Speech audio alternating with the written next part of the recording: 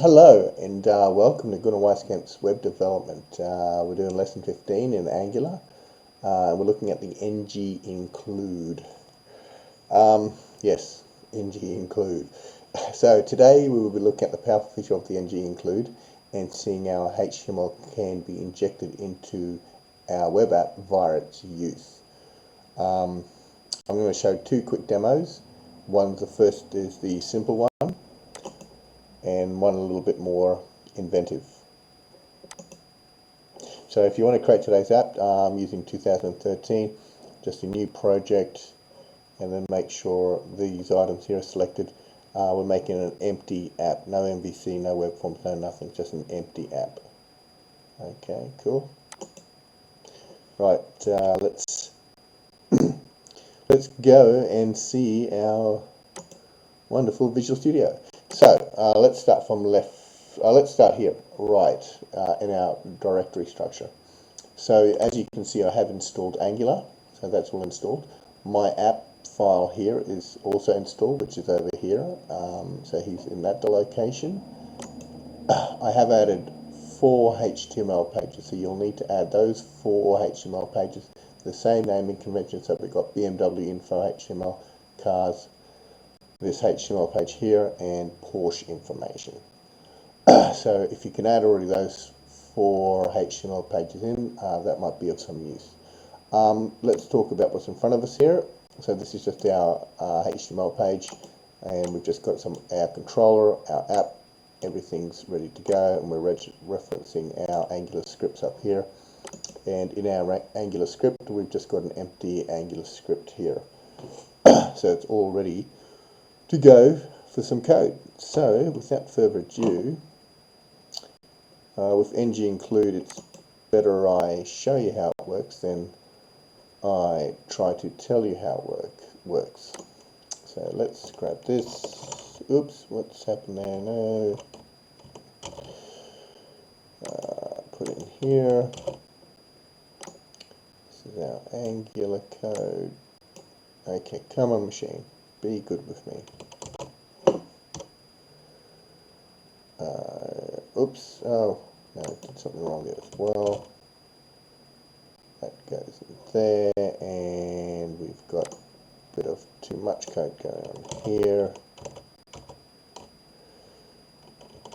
Whoa. Okay, right. All right. We finally. What's going on there? Oh. Hold on, that's not good. Oh. Right, okay. Okay, confused myself. That's not hard for me to do. So we don't actually need, for step 1, we don't need any Angular code. We just need this stuff over here. So what does nginclude do? Simply put, so you put it wherever you want. You don't have to put it in a div, you can put it in other areas. And what it will do, once this page renders, it will inject this HTML page into this screen here. So we'll see this information come up, my favorite cars, plus all the HTML that is placed in here in this cars HTML. So let's open them up. I haven't put anything in here yet. You can put in any HTML really. There's no big secret there. So this is our HTML, a simple list object or UL tag. So we put them in here. So this information will be rendered in here. It's important that you just inject a snippet of HTML, not a whole page in a way, because that's not necessary, because we've already got here our wrapper, our head wrapper and all that sort of stuff already in here. So it's important just to insert a HTML code which will wrap inside this whole body area here. So not a whole page in a way. So that should work now. Let's see what happens here. If we make that go.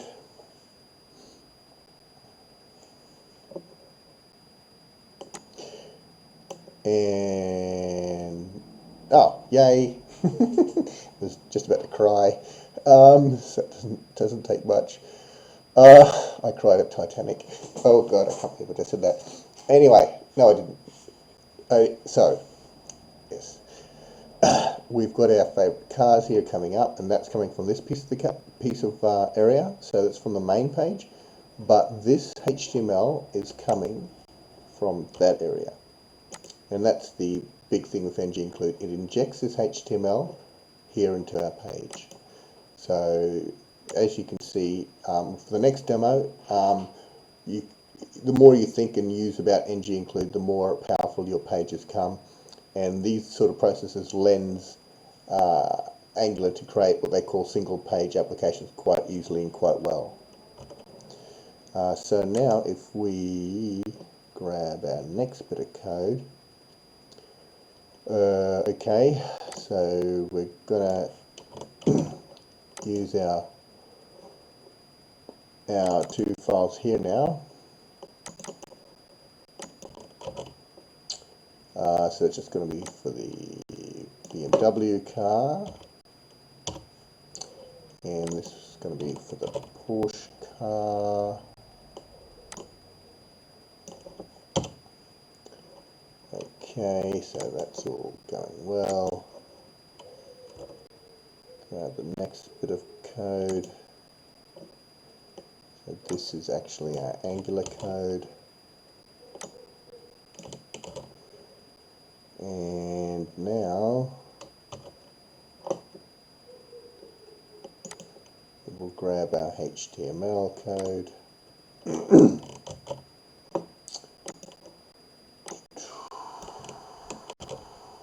Okay, so everything should be fine with the world now. Let's go from left to right.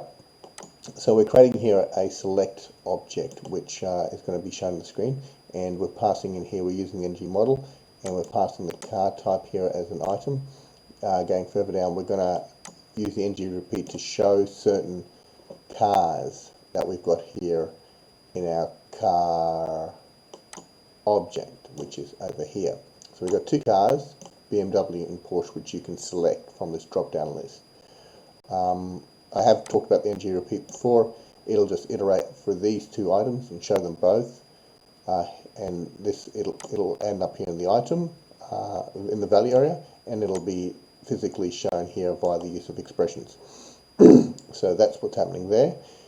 Now, as part of this demo, we're going to use the ng switch here, and what happens here is this ng switch is past this object here, which is coming from this area here. So when you select BMW, you know, this object here that will be shown, this item here will be triggered.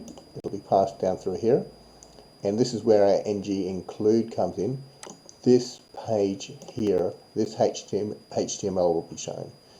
The opposite, if you select Porsche from our drop-down list box, this item will fire, and only this HTML information will be shown.